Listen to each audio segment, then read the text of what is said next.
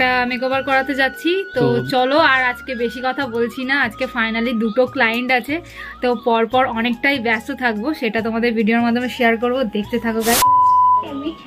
না বলো, আমি তো ফার্স্ট টাইম না, তুমি কিরকম চোখ করতে চাও, মানে বেশি ডিপ সাজতে চাও না নরমাল মেকআপের মধ্যেই করতে চাও, চুলটা কেমন করতে চাও বলো? আরে আমি কি নিয়ে বসে রইছি নাকি? গাইস আমার ক্লায়েন্ট শুধু হাসতেই থাকছে, বলছে আমি বলতে পারবো না, তুমি যেমন পারো তেমন করো, তাই তো? তাই তো, সেটাও বলতে পারতাম। তারপরে আমি হেয়ারটা ধরেছি, তো এখানে দেখো টোনারটা কিন্তু আমি ভালোভাবে মুখে অ্যাপ্লাই করে নিচ্ছি। তখনও ডিসাইড করিনি যে আমি কোনটা আগে করব, যেহেতু ঘরের আলোটা কম। আবারও বলে দিচ্ছি, এখানে দেখো ভালো করে ময়েশ্চারাইজারটা আমি মাখিয়ে নিলাম। তারপরে কিন্তু আমি হঠাৎ করে ভাবলাম যে না, ক্রিম্পিংটা সেরেই নিই। তারপর ক্রিম্পিংটা যেহেতু করে নিচ্ছি, পুরো হেয়ারটাই কভার করে নিই।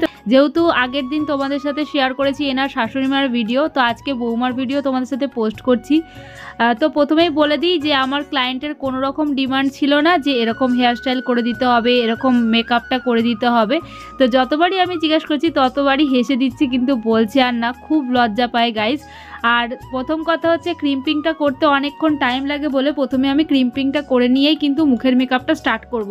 তারপরে আবার ভাবলাম যে শুধুমাত্র ক্রিম্পিং করে ছেড়ে দেবো, তারপর আবার মুখের মেকআপ করবো, এরকম টাইপের অতটা ভালো লাগে না। তো যাই হোক, যখন আমি যেই কাজটা ধরি পুরোটাই ফুলফিল না করা পর্যন্ত আমার ভালো লাগে না। ওই কারণের জন্য চুলটাকে আমি আগে হেয়ারস্টাইলটাই কমপ্লিট করে নেওয়ার জন্য প্রথমে ক্রিম্পিংটা করে নিচ্ছি। তারপর যেহেতু চুলটা এতটাই ঘন ছিল আর বড় ছিল, সেহেতু একটু টাইম তো লাগছিলই। আর গল্প করতে করতে বেশ ভালোভাবেই ক্রিম্পিংটা হয়ে যাচ্ছে। আর আমার ক্লায়েন্ট মানে ভয়ও পাচ্ছে যে এতক্ষণ ধরে চুলের মধ্যে কি করছি, মেশিনের মধ্যে এত ধোঁয়া উঠছে, তো চুল পুড়ে যাবে না তো? তো যাই হোক, অনেক রকমই গল্প হচ্ছিল, হাসির মজার। তো দেখো কানটা এইভাবে চেপে ধরেছে, তাতেও হেসে দিচ্ছে। আমি বলেছিলাম কানটা এরকম চিপে ধরো, তো তাতেও হাসছে, মানে ক্লায়েন্টটা খুব হাসি খুশি ছিল গাইস। তো যাই হোক, তোমাদের সাথে ব্লগটা শেয়ার করছি। আর ওদিকে তো আমার বরমশাই ভালোভাবে ভিডিওটা তুলছে। আর যেহেতু ওদের ঘরে বলে দিই এক ফোঁটা মানে লাইট ছিলই না, আমার হেয়ারটা করতে প্রবলেম হয়নি, কিন্তু মুখের মেকআপের সময় প্রচুর অসুবিধা করে আমি মুখের মেকআপটা করেছি গাইস। যেহেতু লাইটটা ওদের ঘরে অনেকটাই কম ছিল, তাই মানে দুজন টর্চ ধরে মানে টর্চের আলোয় মুখের মেকআপটা করা হয়েছে, ঠিক আছে। এদিকে ক্রিম্পিংটা অনেকক্ষণই হচ্ছে, কারণ হচ্ছে বড় চুল ছিল, প্রথমেই বলে দিই। তো তারপর আমি বুফানটা করে নিলাম ভালোভাবে, কিন্তু এদিকে ক্রিম্পিংটা এখনও বাকি ছিল, ক্রিম্পিংটা করে নিচ্ছি গাইজ। হ্যাঁ গাইজ, আমার ক্লায়েন্টের নাম তো তোমাদের সাথে শেয়ার করা হলো না। আমার ক্লায়েন্টের নাম হলো পিয়ালি। তো এর একটা বেবি আছে, এতটাই ভালো মিষ্টি, একদম দুষ্টুমি করে না, আমাদের সামনেই বসে আছে, আর আমার বর ওর সাথে খেলছে আর ভিডিও বানাচ্ছে। একদম মানে বেশি কথা বলে না, চুপচাপ মায়ের সাজগোজ দেখছে। আমি যতবার জিজ্ঞেস করছি কী রে কেমন লাগছে মাকে, কিছু বলছে না, শুধুমাত্র হেসে যাচ্ছে। আর দেখো একটা মেকআপ আর্টিস্টকে কত কিছু বয়ে বয়ে নিয়ে যেতে হয়। এই দেখো গাইজ ওনার মেয়ে, তো খুবই কিউট, খুব চুপচাপ, ঠিক আছে। ওর নাম হচ্ছে কৌশানী। আমাদের সাথে লাস্টে যখন 2-3 ঘন্টা হয়েছে তারপর আমাদের সাথে চিনে একটুখানি গল্প করেছে, কিন্তু একদম কোনো দুষ্টুমি করেনি। আর আমার বরের সাথে মোটামুটি অল্প অল্প গল্প করছিল, ঠিক আছে, আমি অতটা জানি না। তো যাই হোক, আমি এদিকে ক্রিম্পিংটা অনেক কথা বলতে বলতে প্রায় মানে কমপ্লিটের দিকে হয়ে গেছি। এবার হেয়ারস্টাইলটা ধরবো রীতিমতো, এখনও চলছে ক্রিম্পিং, কারণ ক্রিম্পিং কাজটা কিন্তু ভালোই বড়। আর এদিকে বুফানটাও শুরু করে দিলাম, যেহেতু আমার ক্রিম্পিং সামনে একদম মানে রেডি। তো আরেকটা মজাদার ঘটনা কি, তো ওনার বেবি বলছে যে মা তোমাকে তো পুরো ঠাকুর ঠাকুর লাগছে চুলটা এরকম করে, তখন তো আমাদের খুব হাসি, ঠিক আছে। তো ওই করতে করতে আমি বুফানের কাজটাও শেষ করে নিলাম। যেহেতু দেখো চুলটা ভালো করে কুচকে কিন্তু চিরুনি দিয়ে এইভাবে কিন্তু করতে হয় বুফান, তো ওইটাই মানে ব্যাক কামিং করছি।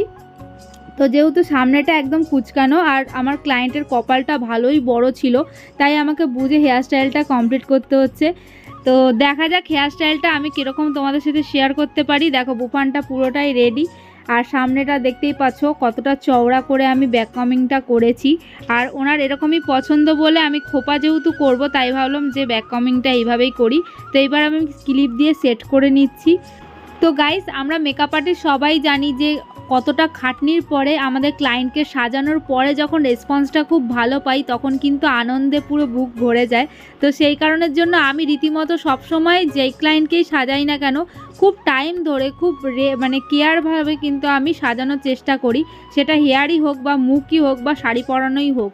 তো যাই হোক, আমি 3টে জিনিসই খুব চেষ্টা করি খুব সুন্দরভাবে করার।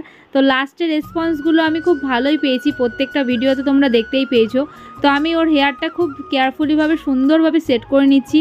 এখন ট্যাপ স্প্রে দিয়ে আমি ভালোভাবে দেখো ওর বেবি হেয়ারগুলোকে কিন্তু বসিয়ে দিচ্ছি। এরপরে কিন্তু আমি ওর বান শুরু করব। খোপা যেহেতু ও চেয়েছে সেহেতু আমি সুন্দর স্টাইলের একটা রাশিয়ান হেয়ার করার চেষ্টা করেছি। রাশিয়ান হেয়ার করা কিন্তু মুখের কথা নয়। তো যাই হোক, আমি যখনই চাই যে ক্লায়েন্টকে খুব সুন্দরভাবে হেয়ার করে দেওয়ার, সেটা কিন্তু আমি আমার ব্যালেন্সের ওপর নির্ভর করি না যে কতটা পয়সা দিল তার ওপরে কিন্তু হেয়ারটা হবে, আমি একেবারেই সেটা পছন্দও করি না। তাই আমি যেরকম নিজে পারি খুব সুন্দরভাবে করার চেষ্টা করি, যাতে মানে ক্লায়েন্টেরও খুব পছন্দ হয় আর ক্লায়েন্টকে যারা দেখবে আশেপাশে তারাও যেন খুব ভালো বলে। আচ্ছা, দুর্গা ঠাকুর করে দিয়েছি। দুর্গা ঠাকুর করে দিয়েছো? হ্যাঁ, এই দেখ দুর্গা ঠাকুর। তোমরা দুর্গা ঠাকুর দিয়েছো, খুব সুন্দর লাগে আর সবাই যেন বারবার করে বলে খুব সুন্দর লাগছে। এটাই কিন্তু মেকআপ আর্টিস্ট সবারই ক্ষেত্রে এটা কিন্তু খুবই বড় পাওনা। তো আমি সেই কারণের জন্য চেষ্টা করি যে হেয়ার মুখ সবসময় সুন্দর করার। তো এরপর দেখো খুব সুন্দরভাবে চপস্টিক দিয়ে আমি কিন্তু ওর কার্লগুলো ভালো করে নিচ্ছি, কারণ ওর কপালটা ভালোই উঁচু ছিল। তাই সামনের দিকে যদি কার্ল থাকে তাহলে কিন্তু দেখতে মুখটা খুব সুন্দর লাগে। আর এমনিতেও মুখটা খুব সুন্দর ছিল, ভরাট ছিল মুখটা, বেশ গোলগাল। তো আমি স্প্রে দিয়ে ভালোভাবে সেট করে নিচ্ছি চুলটা। তো তোমাদের কেমন লাগছে ব্লগটা অবশ্যই কমেন্টে জানাও। যারা নতুন দেখছো প্রথমে অবশ্যই চ্যানেলটা সাবস্ক্রাইব করে দাও। আমি কিন্তু সবসময় সচরাচর সবাইকে সাবস্ক্রাইব করতে বলি না, এখনই করতে হবে না, পুরো ভিডিওটা দেখো, আশা করি খুব ভালো লাগবে। এবার দেখো বন্ধুরা, আমি কিন্তু খোপার যেহেতু করব সেহেতু আমি 4টে চুল ভাগ করে নিয়েছি। তো ভাগ করে নিয়ে আমি বেনুনিটা রেডি করে নিচ্ছি। এরপর কিন্তু আমি বানের ওপর দিয়ে, খোপার ওপর দিয়ে কিন্তু আমি এই বেনুনিটা পুরোটা কভার করব। দেখো কেমন লাগে, কত সুন্দর লাগে। আর তার উপর দিয়ে যদি ফ্লাওয়ার ডেকোরেশন করো আরও সুন্দর লাগে। তো দেখো কেমন লাগে তোমাদের অবশ্যই কমেন্টে জানাও। তো এর মধ্যেই কিন্তু ওনার শাশুড়ি মা আমাদের জন্য চা বিস্কুট পুরো রেডি করে দিয়ে গেল। তো আমার হাত তো এইভাবে মানে মেকআপের হাত, তো আমি একা নিজেই খেতে পারবো না। তো আমার বর এদিকে আমাকে একটু খাইয়ে দিচ্ছিল মাঝে মাঝে বিস্কুট চা এইসব। তো তার মাঝেই ও ভিডিও তুলছিল, ওর বেবির সাথেও গল্প করছিল, আমাদের সাথেও গল্প করছিল। তো আমি যখনই যেখানে মেকআপে যাই তো তখন আমি আমার বর মিলেই যাই। তো ও ভিডিওটা তুলে দেয়, যেহেতু ও আমার জন্য অনেকটা খাটে গায়ে, সত্যি বলছি। কার হাজব্যান্ড এরকম আছে আমি জানি না। তো আমার বর তো আমাকে প্রথম থেকে অনেকটা সাপোর্ট করে, সারা জীবন ঠাকুরের আশীর্বাদে সবসময় আমার সাথেই থাকুক, পাশেই থাকুক, এটা চাই। তো যাই হোক, আমি এদিকে কিন্তু খুব সুন্দরভাবে হেয়ারটা ডেকোরেশন করে নিচ্ছি, তোমরা দেখতেই পাচ্ছ। আমার তো অসাম লাগছে হেয়ার স্টাইলটা। সামনেই সরস্বতী পুজো, যেহেতু যারা বউ মানুষ সাজবে তো এরকম ধরনের হেয়ারস্টাইল বেঁধে কিন্তু তোমরা এদিক ওদিক যেতেই পারো, কলেজে পার্টিতে যেতেই পারো, খুব সুন্দর লাগবে তোমাদের দেখতে। তো দেখো আমি গল্প করতে করতে পুরো হেয়ারটাই কমপ্লিটের দিকে। এরপরে ফ্লাওয়ার ডেকোরেশন করলে কীরকম লাগবে তোমরা শুধু একবার ভাবো। আমার তো জাস্ট ফাটাফাটি লাগে। আর আমি একা যেহেতু আমার হেয়ার স্টাইলে এখনও পর্যন্ত ট্রাই করিনি। চোখটা খুলে না ওপরে দিকে দাও।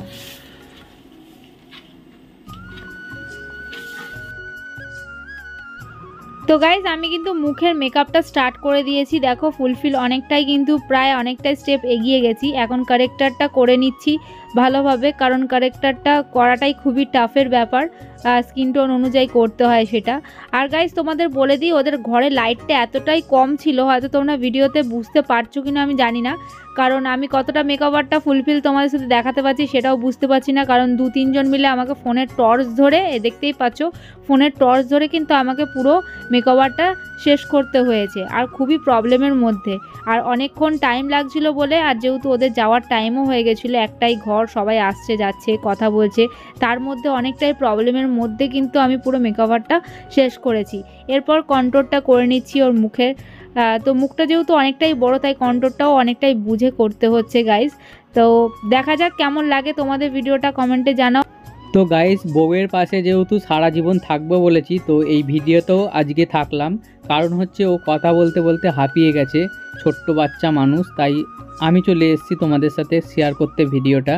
তো গাইস, একদমই লাইট কম ছিল বলে আমার অনেক চাপ হয়েছে ভিডিওটা তুলতে। সবথেকে মজার বিষয় হলো এই দিদির বাচ্চাটা এত সুন্দর শান্ত মানুষ, তো এই প্রথম দেখছি বাচ্চাদের এত শান্ত হয়ে বসে থাকতে। পুরো ভিডিওটা আমরা যতক্ষণ তুলেছি প্লাস ও যতক্ষণ মানে মেকআপটা শেষ না করেছে ততক্ষণ পুরো বসেছিল। আর হচ্ছে মাকে যখন কাল্লি করে দিচ্ছিল চুলটা, বাচ্চাটা নিজেই হেসে বলল, মা তোমাকে পুরো ঠাকুর ঠাকুর লাগছে। সেই কথাটা ওই বাচ্চা মুখে শুনে এতটা হাসি পেয়ে গেছে, বলার কথা না। আগে তো জানতাম না যে মেকআপের ব্যাপারে কোনো কিছুই জানতাম না, কিন্তু বউয়ের সাথে যেতে যেতে অনেক কিছু শিখতে পারছি, জানতে পারছি, যেহেতু ওর সাথে প্রত্যেক দিনই যাচ্ছি যখন ও কাজ পাচ্ছে। গাইস, মেকআপ আর্টিস্টদের যে কতটা খাটনি হয় সেটা আমি এখন বুঝতে পারছি। কারণ হচ্ছে কন্টিনিউ 4 ঘন্টা এরকমভাবে দাঁড়িয়ে থাকতে হয়, প্লাস হচ্ছে হাতের কাজ একভাবে মাথাটা স্থির করে রাখা, তোমার ঘাড়ে স্পন্ডোলাইসিস হয়ে যায়, অনেক কিছু প্রবলেম হয়। সব ক্লায়েন্টদের একটা কথাই বলবো যে মেকআপ আর্টিস্টদের সাথে একদম বাজে ব্যবহার করবেন না, কারণ তারা 4-5 ঘন্টা দাঁড়িয়ে আপনাদেরকে বিয়েবাড়িতে বা যেই কোনো অনুষ্ঠানে সেরা লাগুক সেজন্য আপ্রাণ চেষ্টা করে 4-5 ঘন্টা দাঁড়িয়ে ঘাড় ব্যথা করে, হাত ব্যথা করে। তাই তাদেরকে একটুখানি ভালো ব্যবহার করবেন এবং টাকা পয়সার দিক দিয়ে যেটা আপনারা পেমেন্ট করবেন বলেছেন সেইটাই আপনারা পেমেন্ট করবেন। টাকা পয়সা দেওয়ার সময় অন্যরকম বলবেন বা করার আগে একটা কথা বলবেন, সেটা একদমই করবেন না। তো বন্ধুরা, কথা বলতে বলতে কিন্তু অনেকটাই মেকআপ প্রায় শেষের দিকে চলে এসছে। তো ব্লগটাও প্রায় কিন্তু আর একটুখানি বাকি। তো কেমন লাগছে ব্লগটা অবশ্যই জানাবে। আমার বড়মশাই তো তোমাদের সাথে অনেকটাই জ্ঞানের কথা বললো, তো কিছু মনে করবে না। তো গাইজ, তো তোমাদের প্রথমেই বললাম যেহেতু 2-3টে টর্চের আলোয় আমি মানে মেকআপটা ফুলফিল করছি, কারণ ওদের ঘরে আলোটা অনেকটাই কম, তাই হয়তো তুমি মেকআপটা এখন বুঝতে পারছো না, ক্যামেরার মাধ্যমে একটুখানি কালো লাগতে পারে। তো লাস্টের দিকে আমি তোমাদের ফাইনাল লুকটা অবশ্যই দেখাচ্ছি, তখন তোমরা নিজেরাই শুনে নাও ক্লায়েন্টের মুখ থেকে যে ও কতটা খুশি হয়েছে আর কতটা স্যাটিসফাইড আমার কাছে সেজে। আর তোমরাও ব্লগের মাধ্যমে পুরোটা দেখে হয়তো বুঝতেই পারছো যে ওকে কতটা সুন্দর লাগবে লাস্টে। তো দেখো, দেখতে থাকো, আর ভালো লাগলে অবশ্যই সঙ্গে সঙ্গে একটা কমেন্টে জানাও।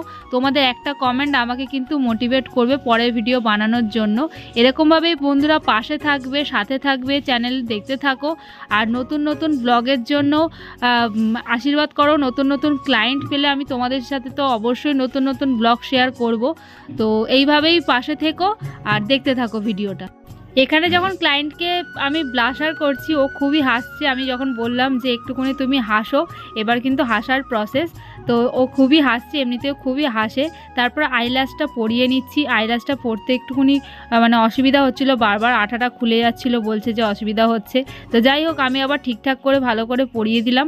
লাস্টে ফাইনাল রেসপন্সটা কীরকম ছিল তোমাদের সাথে শেয়ার করব। আর বেশি বকবক করছি না, তো চলো লাস্টে তোমরা শুনতে থাকো যে ওর কেমন লেগেছে। এরপর আই মেকআপটা ফুলফিল করার পরে আমি কিন্তু ফিক্সার দিয়ে ভালোভাবে মুখটা সেট করে নিলাম। দেখো এখন কত সুন্দর লাগছে। ক্লায়েন্ট তো এমনি খুবই মিষ্টি ছিল আর খুবই হাসি খুশি, আর ওর মুখটা খুবই বড় সড়ো ছিল বলে ওর মেকআপটা কিন্তু এতটা সুন্দর লাগছে। আর দেখো, এরপর আমি সিঁদুরটাও পরিয়ে নিলাম, যেহেতু ও ভি সিঁদুর পরতে চেয়েছে তাই আমি ওকে ভি সিঁদুরই পরিয়ে দিলাম। আর কপালটা যেহেতু অনেকটাই মানে চওড়া ছিল, আমি সামনে কিন্তু একদম ক্রিম্পিং করে বেশ ভালো করে কার্ল করে নিয়েছি। আর দেখো, এখানে ও রোজ লাগাতে চেয়েছে খোপাতে, তাই আমি ওকে রোজটা লাগিয়েছি। এরপর ওর মুখ থেকে শোনো ওর কেমন লাগলো। তো ফাইনালি তো 2টো ক্লায়েন্টকে আজকে সাজালাম। তো আমি এসেছি 4টের সময়, তো এখন বাজে হচ্ছে 8টা, ঠিক আছে। তো এখন ওরা এখন বিয়েবাড়ি যাবে, ফাইনালি তৈরি করা হয়ে গেছে।